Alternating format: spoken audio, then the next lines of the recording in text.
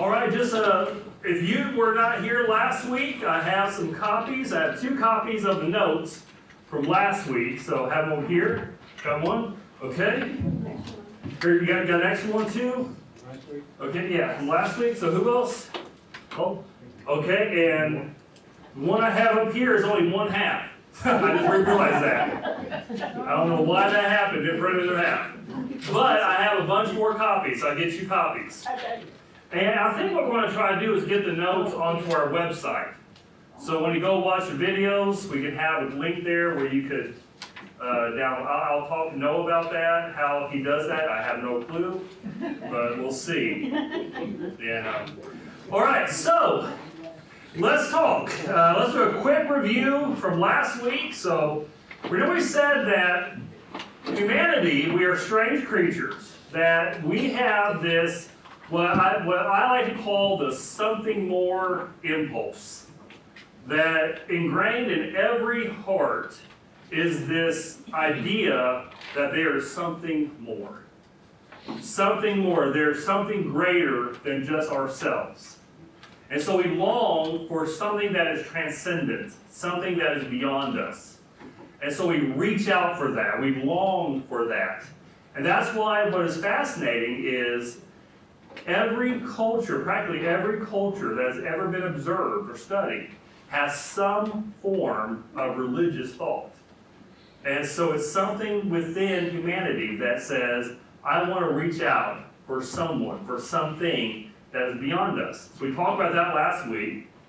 But at the same time as doing that, we also have this innate stubborn streak that says, I want something more, but I still want to be at the center. So I want to belong to something bigger than myself, but I still want it to be about me. Okay? And it's just one of those strange things. So what we would say is, we are made in God's image to have a relationship with God and to be loved by God, but we still want to be God. Okay? And that's where we come from. So last week we looked at that desire within us. And we as Christians say that's biblical.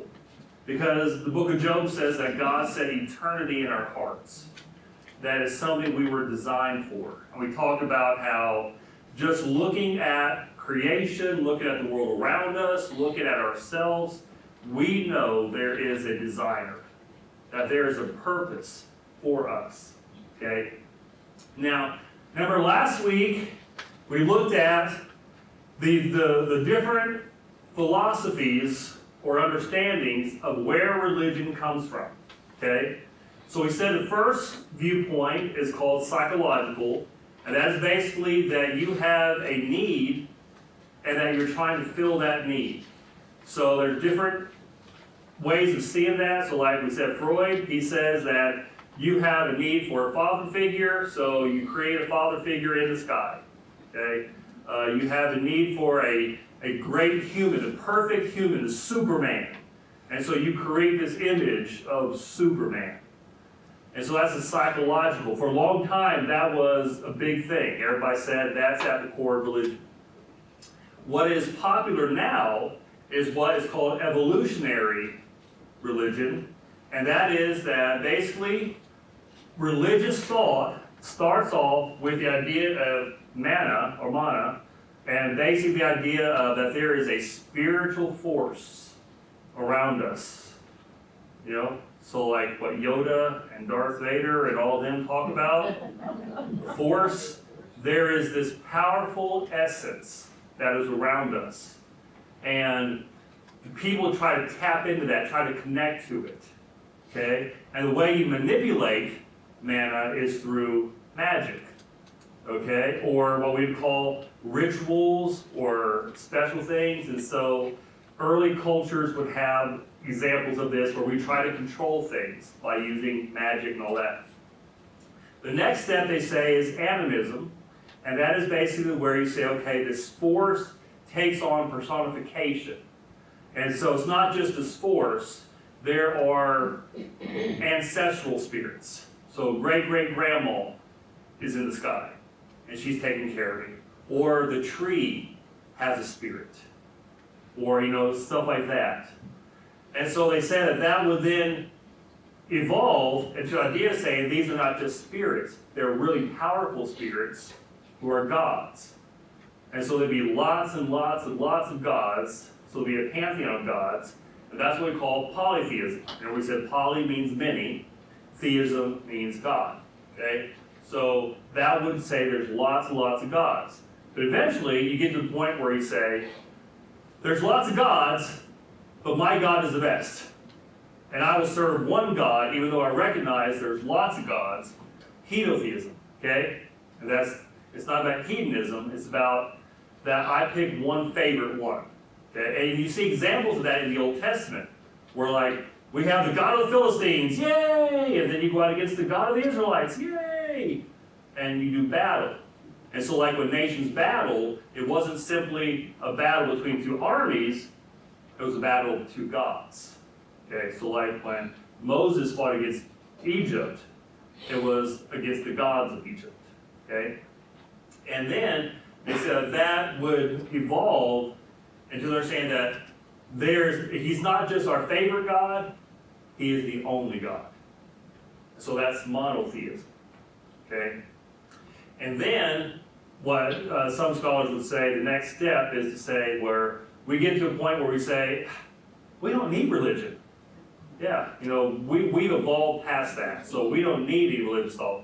So imagine there's no heaven, no religion, all that. Again, we said one of the issues with this is as anthropologists have studied this, one of the things is they have never seen any evidence of a culture going through these steps. There's never been any evidence. But what they have found, and they choose to ignore it, many do, is the exact opposite. Is that what we call, well, you can call it a revelation, or what we call original monotheism. Meaning that cultures began with the idea there's one God. And then, as that religion grew, as the people were devout to that God, sin entered the equation, and that's when the monotheism devolved into these other aspects. So like we talk about in India. India did not start off as a polytheistic culture, it started off as a monotheistic culture. There's evidence of that. China, even before you had ancestral spirits, you had the idea that there was one God, okay? One thing I didn't mention last week, and someone pointed out to me, is that in the Native American religions, that there's belief in one true God, one God above supreme God. Okay, and then it evolved down too. Okay? And this goes with what Romans 1 says, that the evidence of God is all around us, but we choose to ignore it and instead replace the glory of God with images of idols to represent birds and all these other things. So we said that, so you kind of see the impact of sin. So one of the reasons why you say, well, why do we have so many different religions? Well, the answer is sin, fall in a fallen world. We all want to create a God in our own image, or a God of our own understanding, or a God that we can easily manipulate or control. Okay? And so that is one of the things we spoke about. So to go with that, where there is so many religions, one of the common thoughts that people have is, well, all religions are basically the same. And they all just teach basically the same thing, and they all go to the same place. And so we said last week the image of the men who look at the elephant and try to describe the elephant, and everybody says, oh, I'm holding a tail, so this elephant is like a little big long rope. No one says, no, grabs hold of the trunk and said, it's like a big sling, And they all describe the elephant because they only have part of the truth. We said, the issue with that illustration is, first of all, who's telling the story?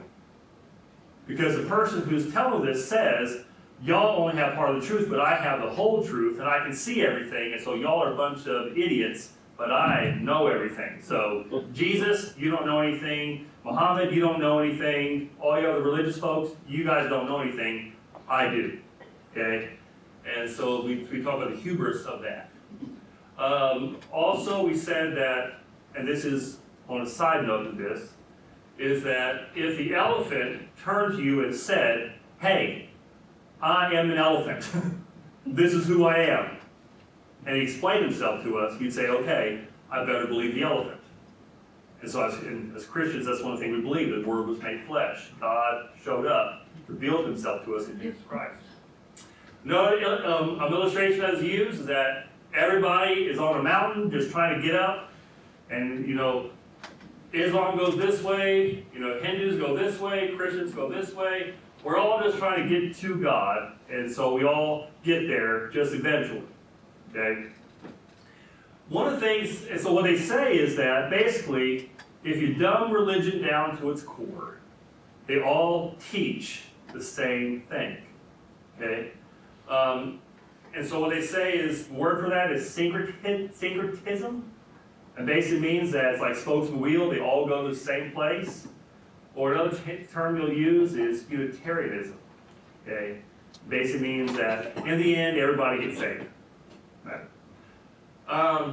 One of the issues that comes with this, and saying that everybody teaches the same thing, is first, it discredits each religion. To me, it cheapens each religion. It's like going to someone, a math professor, who says 2 + 2 = 4, and then saying, yeah, I know that's what you say, but you don't really believe that. Because you and I both know there's infinite ways to do addition. I heard a great illustration by Wes Huff. I don't know if you all know who Wes Huff is.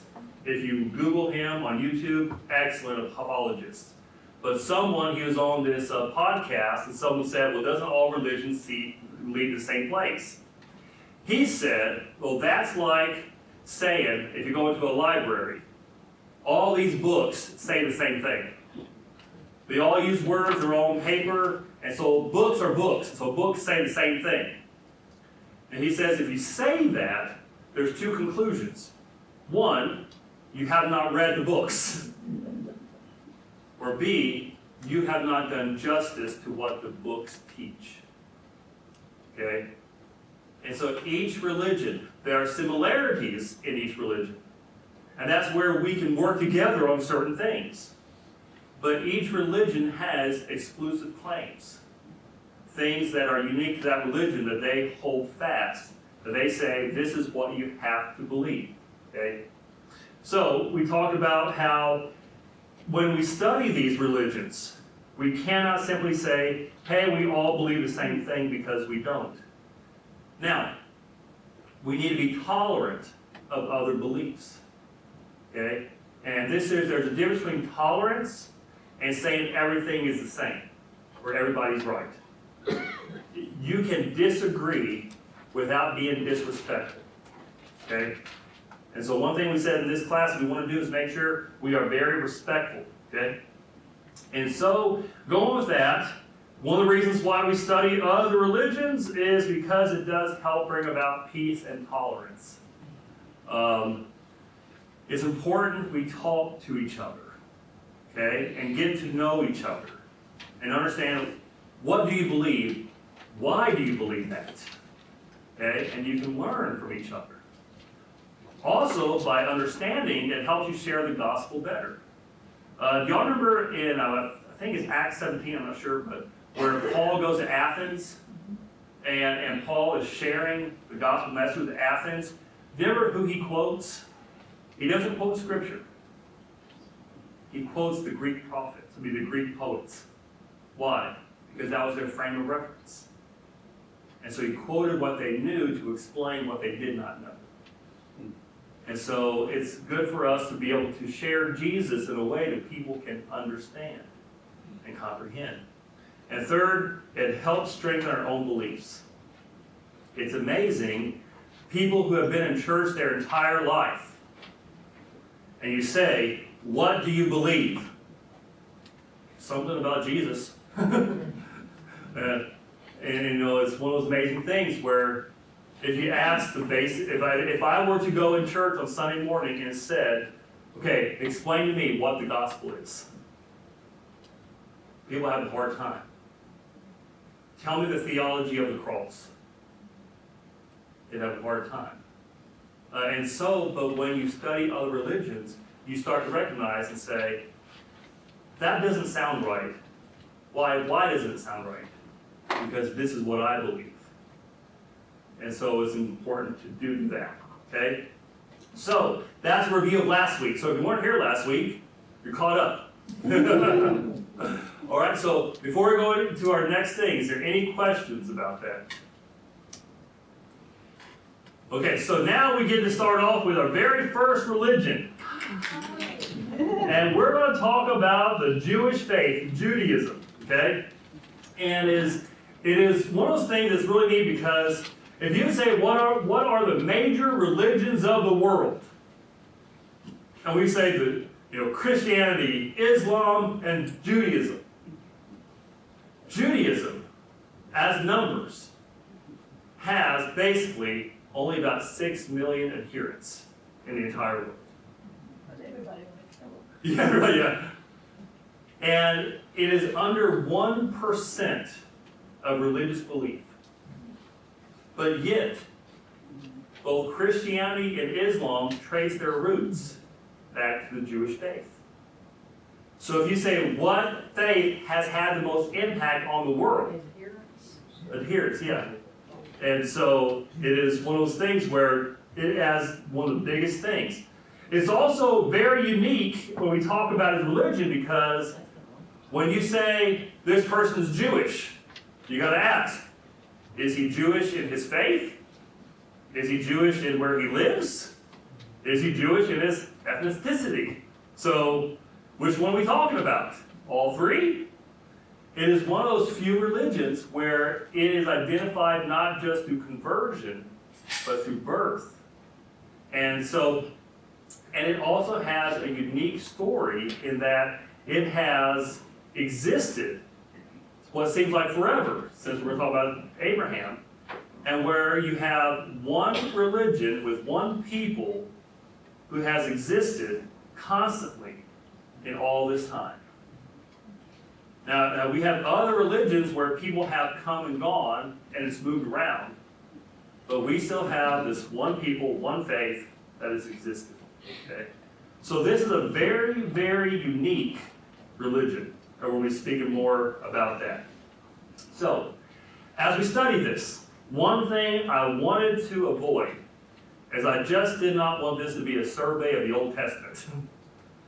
When we start talking about the Jewish faith, most of the stories you know. You know the story of Moses. You know the stories of Abraham, of Isaac, of Jacob, and all that. So I don't want to just recover all those things. We will talk a little bit about the history. But when we talk about the Jewish people, there's 3 key words for us to know. First, monotheism. And we're going to dive more into that. But when Abraham appeared on the scene, his name was Abram. Abraham was called out of a world of polytheism because never had evolved from this. But he was called out of that polytheistic culture. Even his own family, his father was a polytheist. And he was said, serve me and me alone. I am the only God. And so Abram had that awful task of going and telling everybody, your gods are fake. There's one true God. And so Abram's job was to reintroduce God to the world. We're going to talk more about how he does that.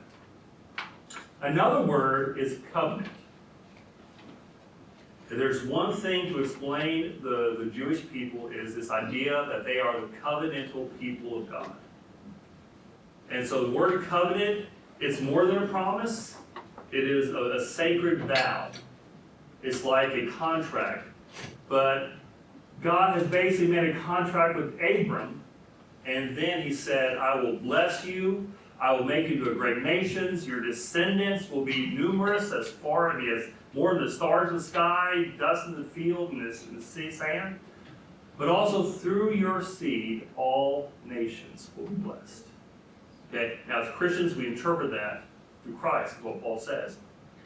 But the idea was that God made a promise, God made a covenant with the people, and he based it not on their faithfulness, but on his faithfulness. Okay? And so that's where you're going to see lots of things happen throughout history to the Jewish people, but somehow, some way, they persevere. They persevere. Okay? And we're going to look at some things like, how in the world are y'all still here? You know? And so we're going to talk about that. Before we dive into all these things, I just want to remind everybody that the very first Table Talk series that we did was on Israel. And so we did a whole in-depth study of the history of Israel, the modern day Israel, all these things, how it connects to the end times and all that. And so if you want to hear more about that, it should be on our website. You can go and look at all those things. So we're not going to cover a whole lot of those issues. So if you have questions about how does Israel today connect to the return of Christ, that's something we've covered. But what I want to do today is focus more on modern day Jewish faith and how they believe, what they believe, why they believe. Okay? So let's start with this. Monotheism. The idea that God is one. Okay? So again, we take that for granted. Okay? Understand what that would be like. That would be like if you looked at the fast food industry. And how many hamburger joints do we have? And you went around and you had a revelation, and then all of a sudden you came along and said, hey, I know that y'all see the Burger King and you see the Wendy's and you see the Chick-fil-A and all that, but I'm here to tell you, there's only one, and Ronald McDonald is his name. Okay? People would say, who do you think you are? Jack and Mark. But you'd see the hostility that would form. And you say, I love Burger King. I devoted my whole life to Burger King. And now you tell me there is no Burger King? Yeah, actually in Grant there is no Burger King. But that was what Abram, whose later name was changed to Abraham, was told. But God showed up and he did not simply say, I am God. It was very personal. He gave him a name. And so the name is YHWH. Okay? So we call it Yahweh. If you anglicize that, that's Jehovah. Okay, heard the name? What's interesting is that the Jewish people will not use those names. Instead, they use the name Hashem. Okay, which basically means the name. Why? Because they believe that God's name is so holy, and you don't want to take the name of the Lord in vain. And so the way you do that is you don't speak it. Okay? Yeah. Who gave the name Yahweh? Yahweh did. He revealed himself to Abram and then to Moses, and so he said, this is who I am. I thought you said I am. Well, he does am, but that's where it kind of translates to this. So, yeah. And so this is like the sacred name of God. So he's not just monotheistic, one God. He is personal. And one of the things you see throughout the Old Testament is God would say frequently, I will be your God and you will be my people. So it's personal. There is this relationship that goes with this. Okay, so it's this beautiful, beautiful thing. And so this sets them out. So when we start talking about what's at the core of the Jewish faith, they would repeat what's known as the Shema, or Shema, if you want to call it, Shema, that the Lord our God is one. That was at the bedrock of everything. Because they were surrounded by all these different gods. And they had to say, one. Okay? And so that helped define them going through the ages. And so he's not this detached God, he is their God. Okay? So, this God would cover them through their history. So real quick, and y'all, like I said, I don't want to do a whole history because we already did this, and there's so much other stuff we want to get to. Key moments in the history of the Jews. Okay, this is a crash course in history. First thing, the Exodus. Okay, they were slaves in Egypt. God sent Moses to set his people free.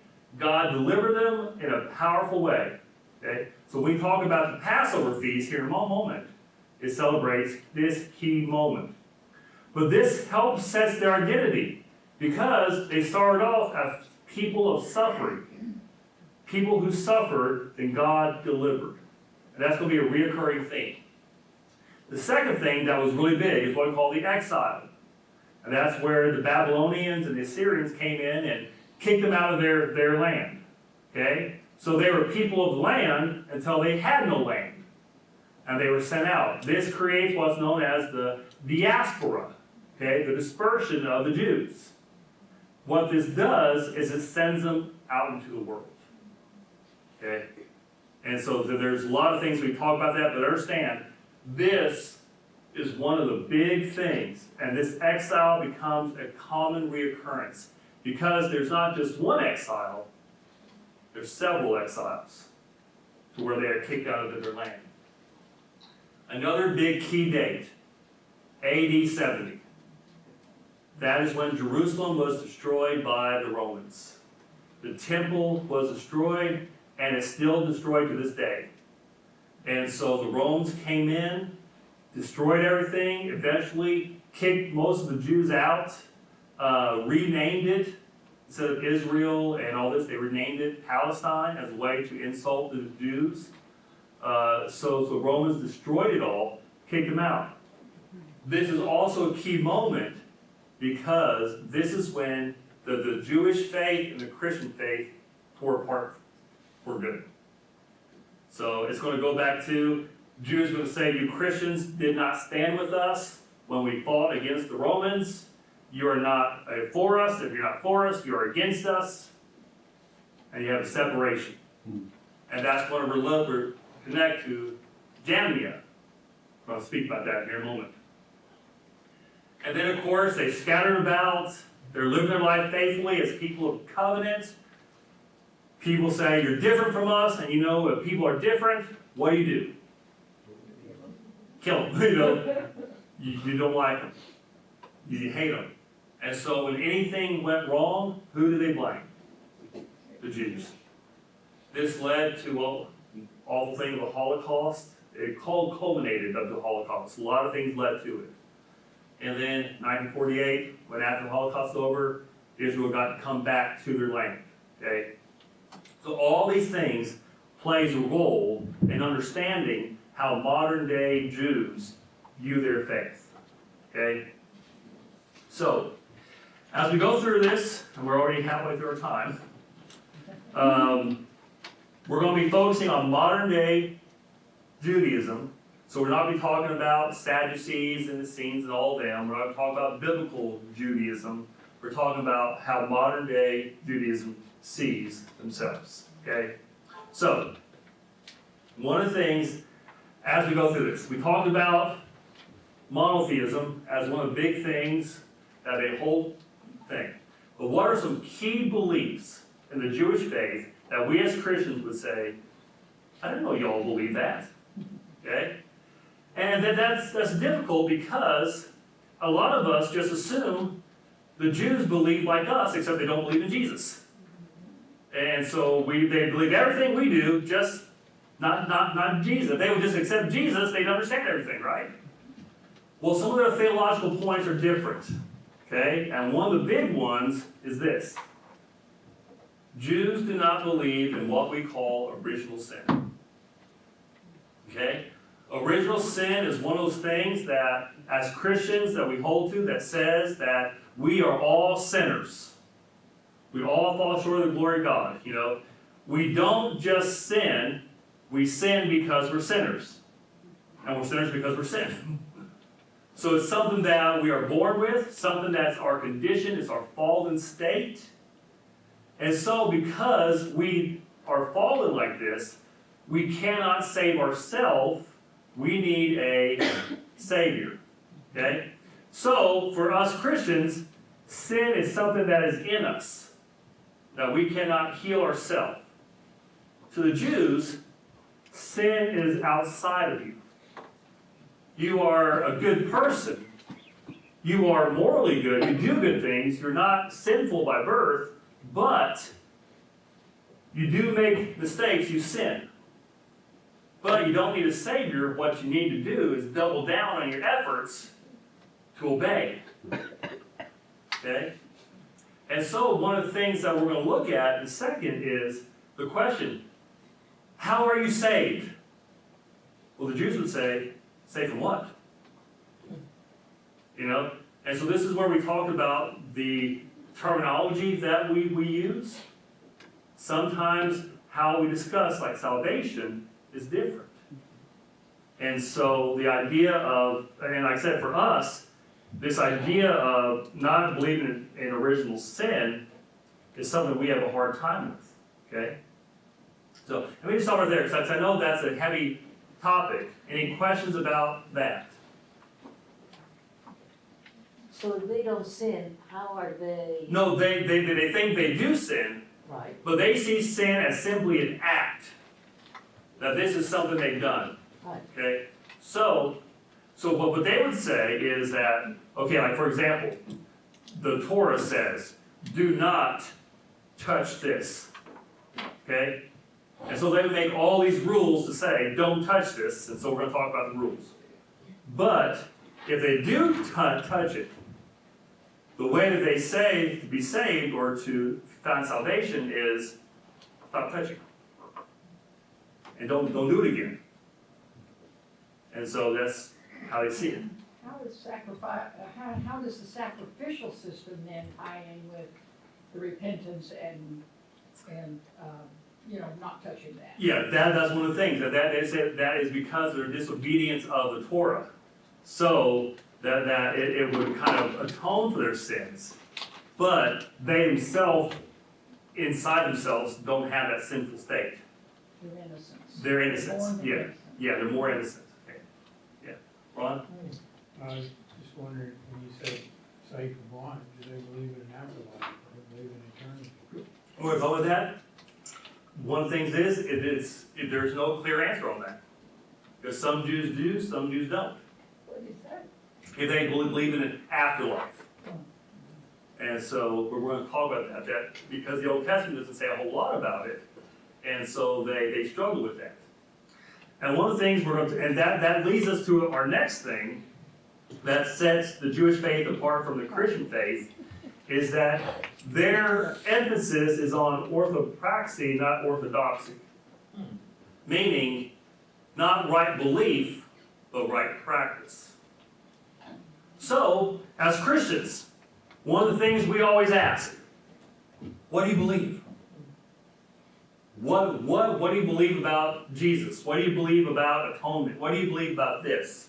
And so as denominations, we split up over what do we believe? What do you believe about baptism and all this? The Jewish faith does not place a lot of emphasis on belief. Instead, it is practice. What do you do? How do you live your life? How faithful are you to the rituals? How faithful are you to observing the Torah, to obeying the law? And so that's why, I kind of told a joke today in our little group. If you were asked a person, if you went to a Baptist church, went to a worship service, and then turned around and went to a Methodist church and went to a worship service, then went to a Presbyterian church and went to the worship service, you would say, aren't y'all all the same? There's not a whole lot different, but we say, no, but this is what we believe. Whereas the Jewish faith, you would say, so y'all believe this, y'all believe that, you believe this? But I go to your different things, you're Orthodox, you're very different from the Reformed. And Reforms are very different from the Conservative. But when I say, what do you believe about God? We all do the same thing. It's just how they see it lived out is different. And so that is one of the things that it's hard for us to grasp. But it makes sense then when you see that the biggest issue for the Jews, the key thing that they must do is they must observe the law. This is how you deem your Jewishness. How do you uphold the law? Okay? So how faithful of a Jew are you in doing this? Okay? So their morality revolves around these laws, which goes to the respect for God, the righteous attitudes, how do you treat others, how do you live?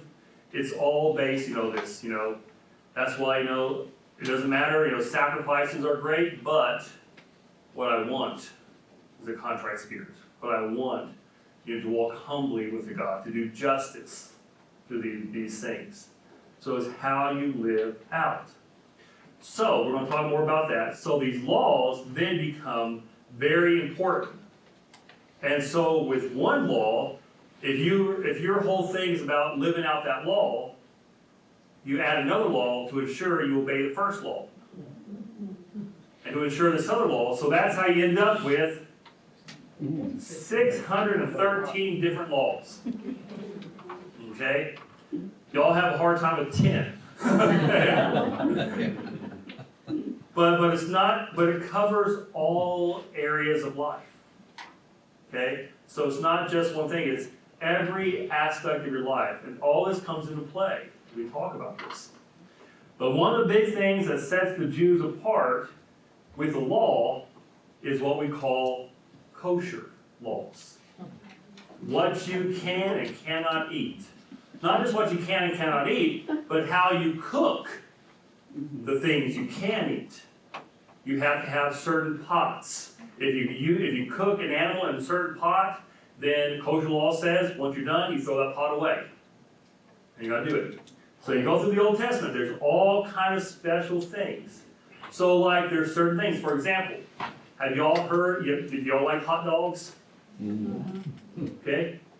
One of the best brands of hot dogs out there, they're more expensive, that's why I don't buy them. Hebrew National. Okay? Kosher dogs. Okay? Guess what they're made out of? All beef. There's no pig lips inside there, no pig intestines. It's all beef. Why? You can't eat pigs. Okay? You can't, eat anything like shrimp and all that, shellfish. You can't. There's so many different rules about what you can eat. So, a couple things that they cannot eat. They're allowed to eat all plant food, but it has to be washed carefully to ensure that no insects are mixed up with them. Fish is allowed as long as it's in the Levitical law lines, which means that they can't have scales or fins. So eels, shellfish, octopuses, turtles, frogs, and similar creatures cannot be eaten. Okay? And I think that's probably why a lot of Jews stay away from the South. Okay? Yeah, so you can't eat frog legs? What? Yeah. Yeah, shrimp. Yeah, shrimp. What? Crawfish? What? The animals they're allowed to eat the meat has to come from animals that chew the cud and have split hoofs. Okay? Which means that Jews can eat beef, but they can't eat horse meat. So, sorry Burger King, can't do that. And pork is strictly forbidden. Okay? And there's only certain parts of the cow they can't eat. Okay? Lots of other things, dairy products, birds, there's so many laws. So, these kosher laws made them stand out. So imagine you go to a big barbecue and they're passing around pork ribs. And someone says, I can't eat that. Well, why not? My God says I can't. Okay? Makes you stare. Why they restrict themselves, especially when you have famine? Why? Because more important than surviving is obedience to law. I think back then when laws were created, there was a lot of things that you could catch, that you could get sick from. Yeah. Mm-hmm. And so they restricted your diet so you'd be healthier. Mm-hmm. every time we've conquered past that. Yeah, and one of my favorite verses comes from the Gospel of Mark, where Jesus says that it's not what comes out of a man, what goes into a man makes clean, it's what goes out of a man. And thus, a little bitty paraphrase, thus Jesus declared all foods clean. Like, thank you. Yeah. Mhm. So these laws, obedience to law is at the center of everything. Because obedience to the law is tied to blessings. So if something is not going right, guess what you look as to being blamed for? We're not obeying the law enough. Okay? And so that was where you would double down, and there where you go and force, hey, you are acting up. You're messing up with everybody. The reason our nation is in the mess it is now is because you're not obeying the law. Get right with God. Okay. We're going to see how a lot of this thought crosses into our own beliefs. Okay, so they focus on right living, but they have tried to create a creed of sorts that was not an official creed, but the rabbis all said, yeah, I think we could buy into that. And so this was put out by the name of Rabbi, I won't say Marmaduke, but it's not. Maimonides, something like that. But you see, these are the characteristics. They said, this is our belief. This is what we stand for, okay? So this would be like the Jewish Apostles' Creed, okay? And so this is what they would say, this is what we believe. But if you said, what is the official creed? Like, we don't have an official creed, okay? But this is saying, this is kind of what sums up our beliefs, okay? And that's what they believe in. Okay. Now, they're holy writings. So, how do we understand this law?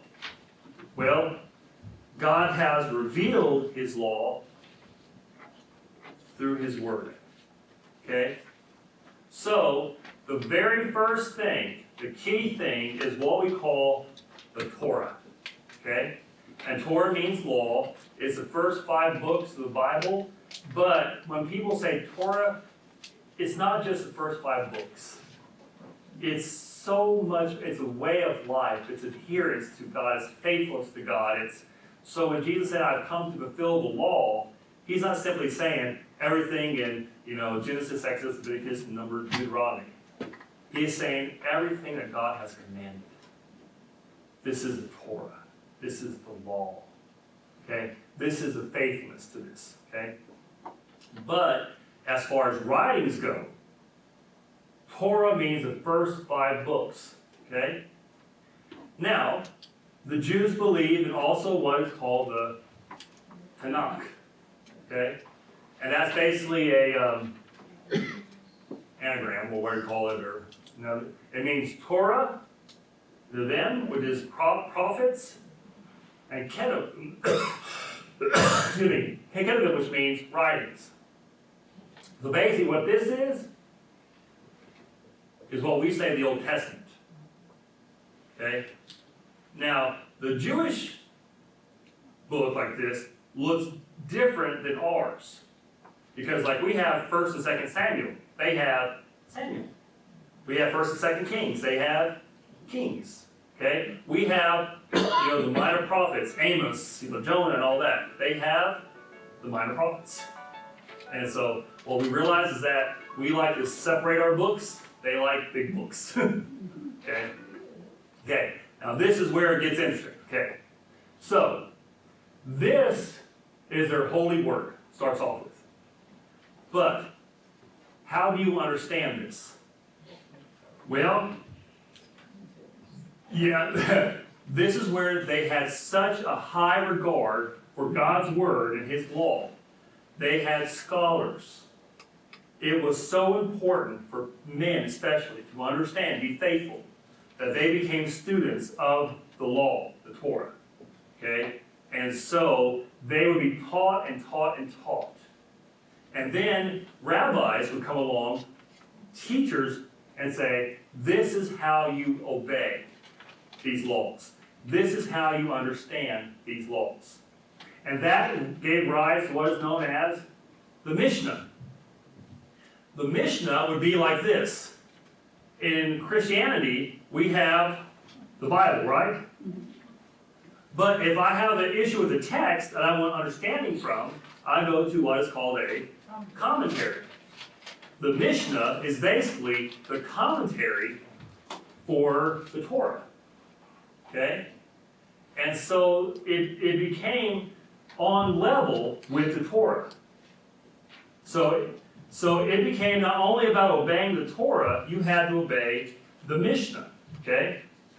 And it covers, it was compiled, all these oral traditions, oral teachings came about around 200 combined, would actually put it in print and all that. But it's separated into 6 different groups. And so it includes areas like seeds, which means agricultural affairs, areas called women, which means household affairs, family matters, and there's different groups with this. But it covers every area of life. Okay. So that ends up being a big thing. Well, to go with the Mishnah is what we call Gemara, which is a commentary on the commentaries. Okay? So this is where, how do you understand this to understand this? And this would include rabbis who taught, the stories they told, the illustrations they used. So this would be like, you want to study the book of John, you read the book of John, you read a commentary on the book of John, and then you look at all the sermons that have been preached on the Gospel of John.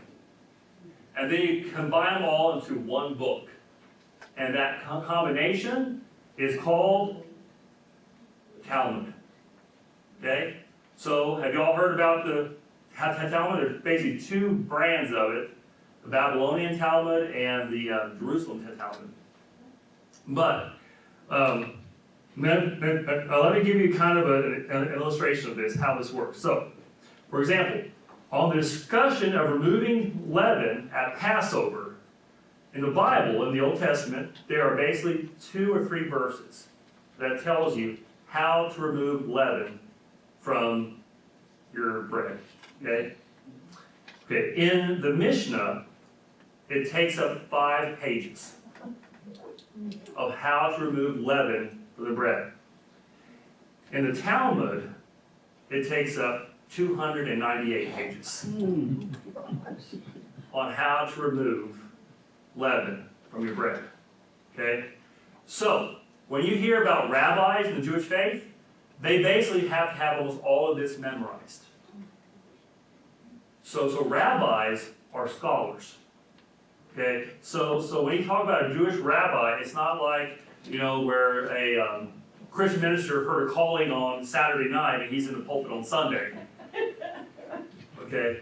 It is where they devote themselves their entire life to studying Torah, the law, and understanding it.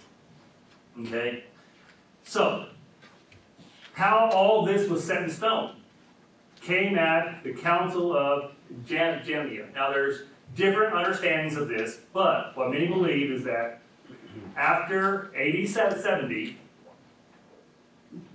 the Jews got together and said, we don't like these Christians anymore.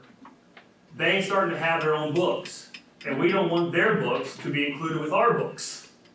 And so we need to set in stone, these are our holy books. And so with the Roman emperor's permission, a group of rabbis came together, and it was here that they decided these are the books that we will include in the Old Testament. It was kind of already set, they already had it, but this was to say, we are not going to include those Christian books. And these are our books. It's also at this point that the Apocrypha, those books that's in the Catholic Bible, where the Jewish people said, we think those are good books, but they're not to the level of Scripture, so we're not going to include those. So those are not part of our Bible. And so this is where we basically have the solidifying of the Old Testament. What year was that? This word is kind of things. A lot of folks say it's around 80, 90. Others say it goes all the way up to 100. We really don't know. But we know it was in that time frame. Okay? All right, so with that being said, a couple things about the way that Jews worship. First of all, because everything's about the law, obedience to the law, there's really no separation between the secular and the sacred. So, everything is holy. Every aspect of life is holy. You live your life in obedience to God. Second of all, with the destruction of Jerusalem, there is no temple, which means there is no sacrificial system. So, that means everything transferred over to obedience to the law. Okay? And as that happened, the Sadducees, who were the priests, didn't really have any jobs anymore. Because if your job is to take care of the sacrifices, if there's no sacrifice, you're unemployed. But guess who was primed to take over the leadership of everything? The Pharisees.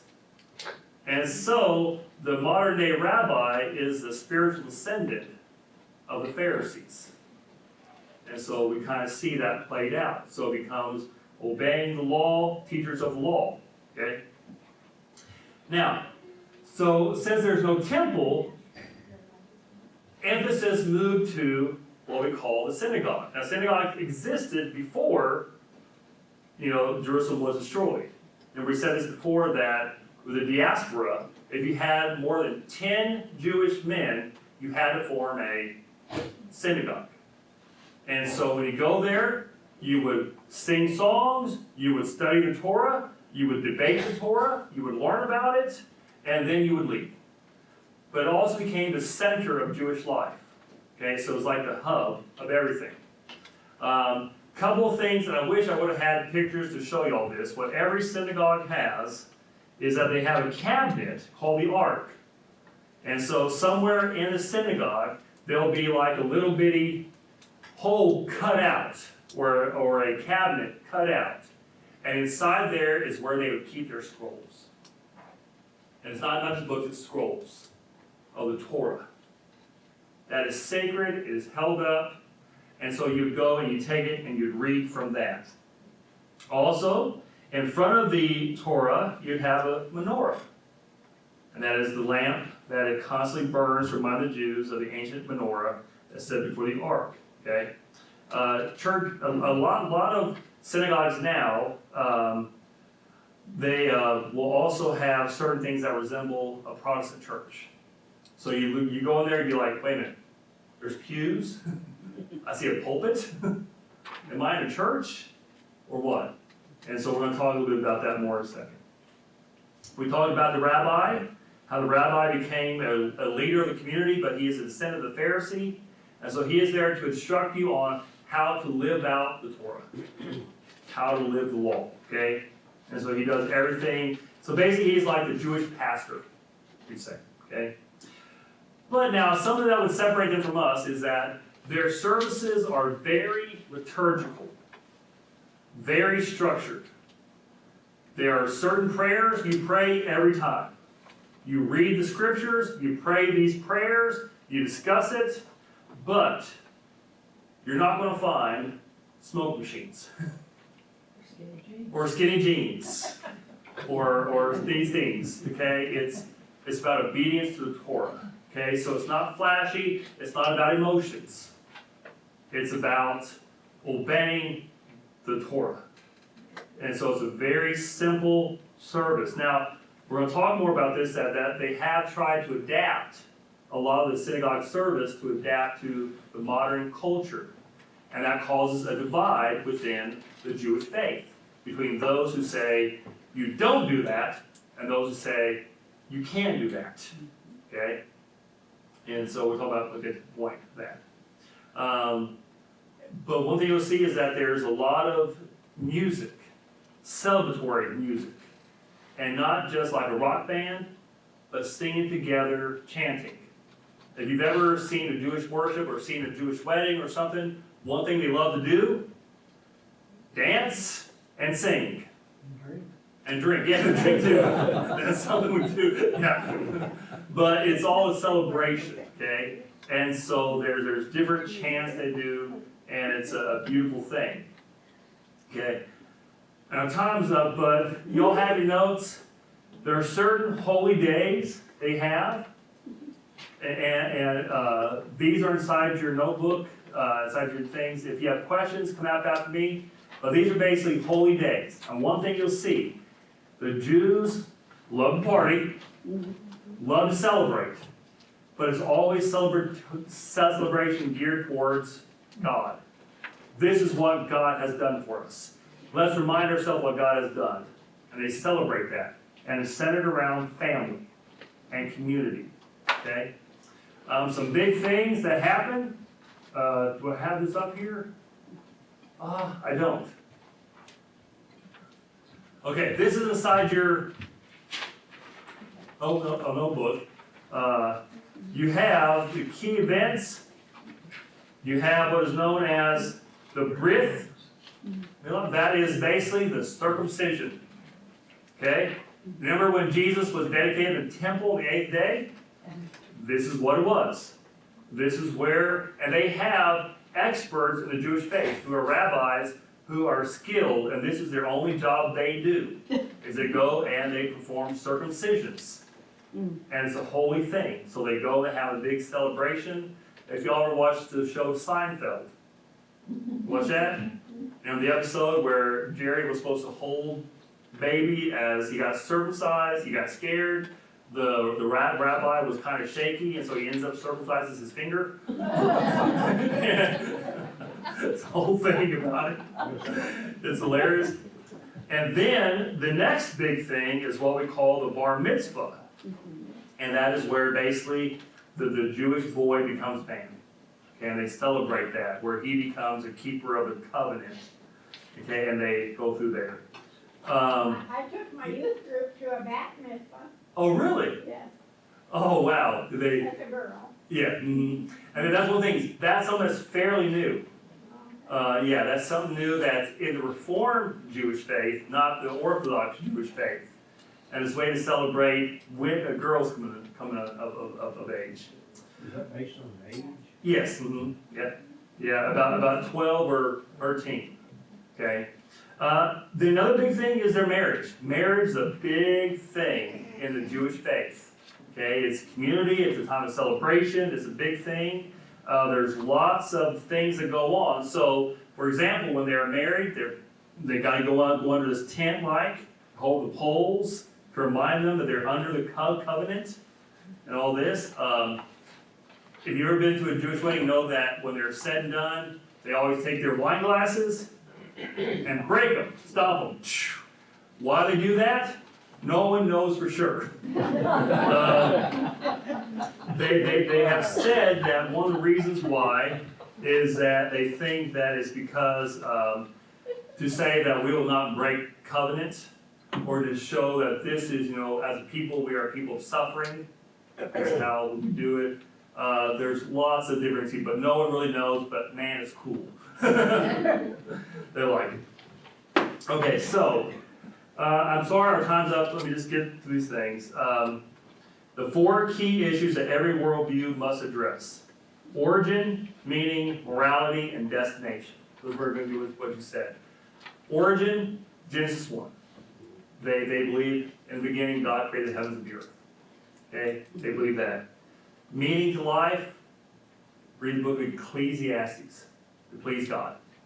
Live your life to glorify God. To obey Him, to please Him. Morality, obey the law. You simply obey the law. It's all written out for you, just do it. Destination, this is where it gets kind of shaky. Because in the Old Testament, there's not any clear saying of this is what happens to you when you die. Okay? And one of the things that you'll read about the Jewish faith, they love to keep things open. So you may have 2 rabbis have 2 contradictory opinions. In fact, when you read this, they will say, Rabbi so-and-so says this, Rabbi so-and-so says this. Well, which one's right? That's up for you to decide. Okay? It's there for you. Now you live it out. What you believe is up to you. Okay, so there's lots of theories about what happens after death. Kind of it, a lot of it's similar to our belief. A lot of it is the resurrection of the dead. They do believe, the ones who believe in the resurrection of the dead, believe that the resurrection is a one-time event that happens at the end of days when the Messiah arrives. And that is when, and so like the concept of Jesus' resurrection, the Jews would say, that doesn't make sense, because if he was resurrected, why isn't everything better now? Why isn't everything fixed? Because that's how they thought.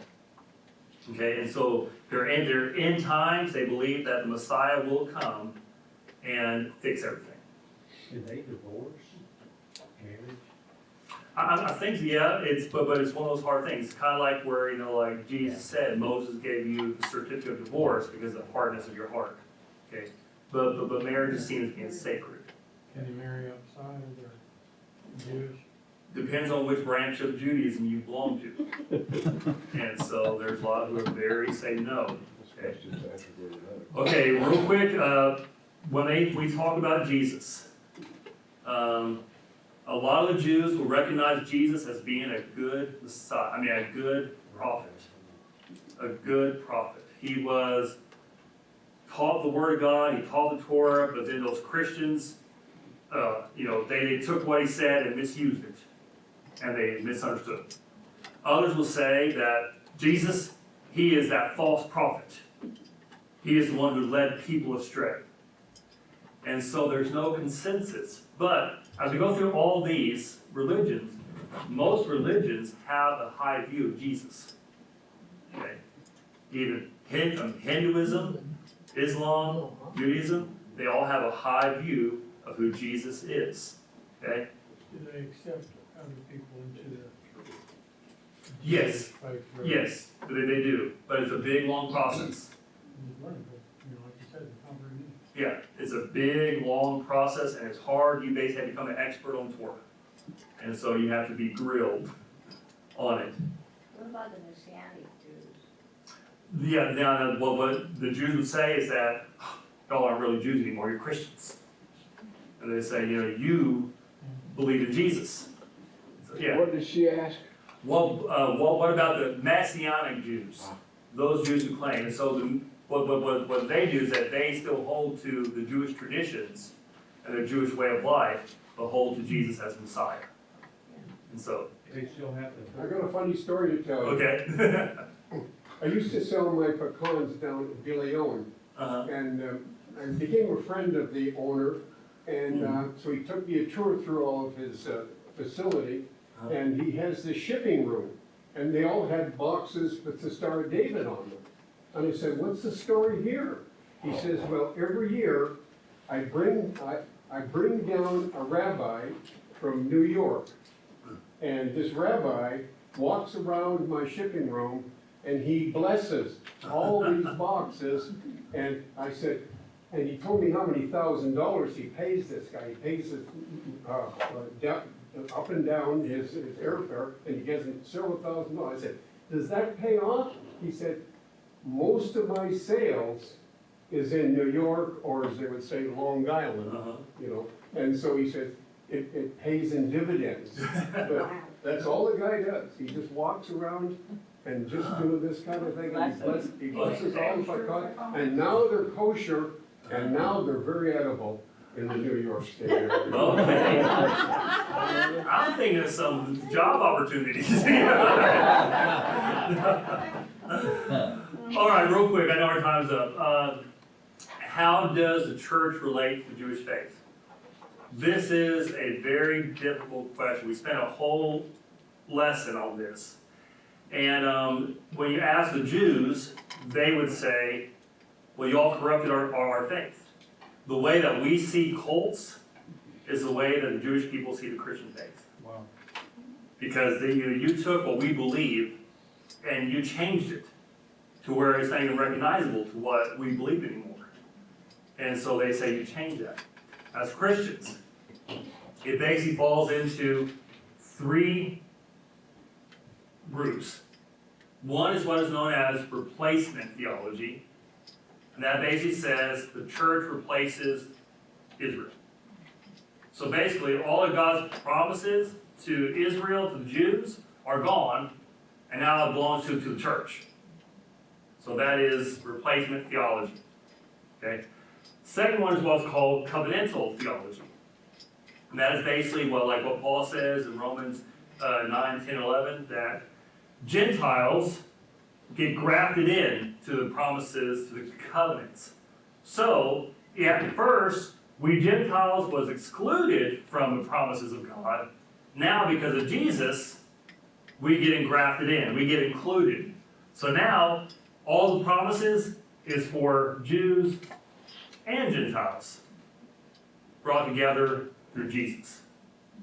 Okay, so the final one is what we call dispensationalism.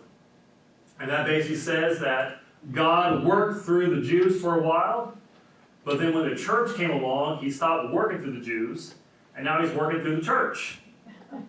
And one day, God's going to rapture the church, and when the church is gone, God's going to go back to working through Israel. And so it's these dispensations that God works through, okay? Now, as a bigger picture, the Christian church and the Jewish faith have not always had the best relations.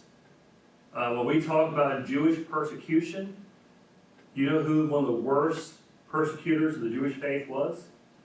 The Christian church. The Christian church. Christians.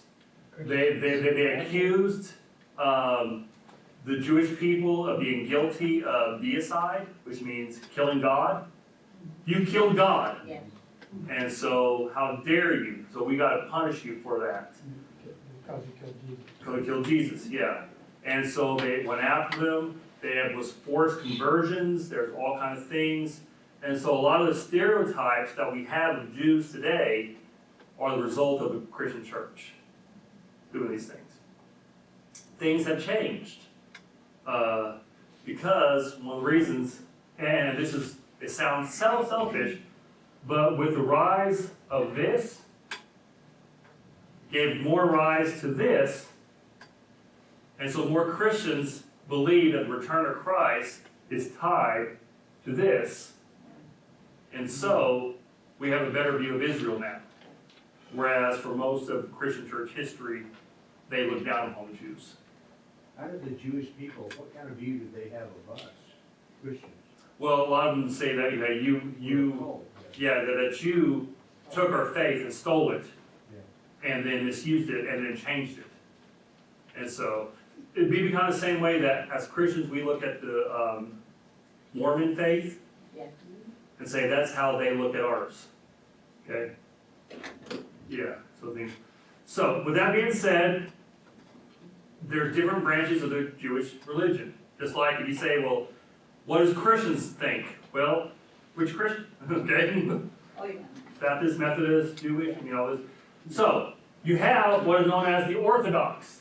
And this is when we think about what a Jewish person looks like. This is it. Okay? This is it. Orthodox. Reform.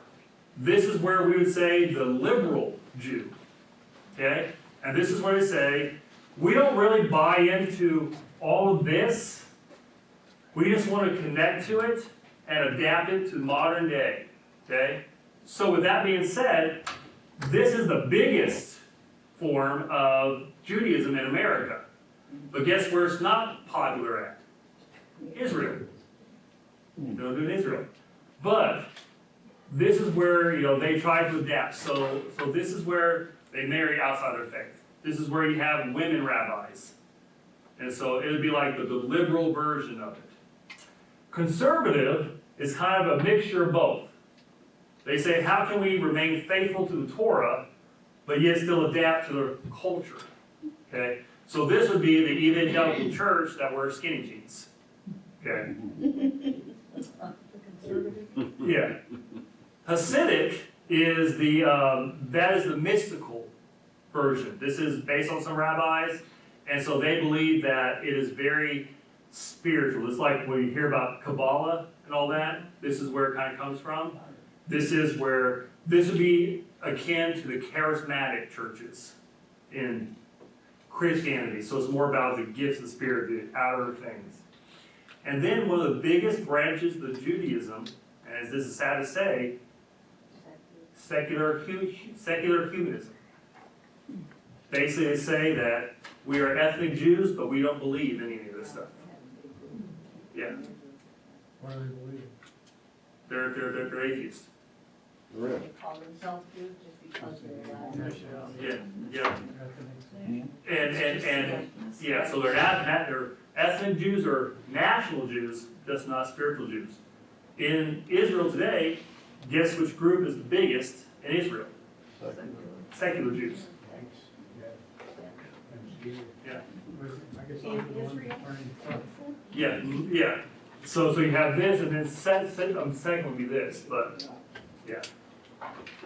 Okay. All right. So I apologize. I went over, but y'all have any questions? So the 6 million, is that just in Israel or is that worldwide? Worldwide. Well, I mean, I said 6 million. It's 6 million in America. Yeah, and there's about 12 million around the world. And most are in America, most are in Israel. Okay? All right. Any other questions?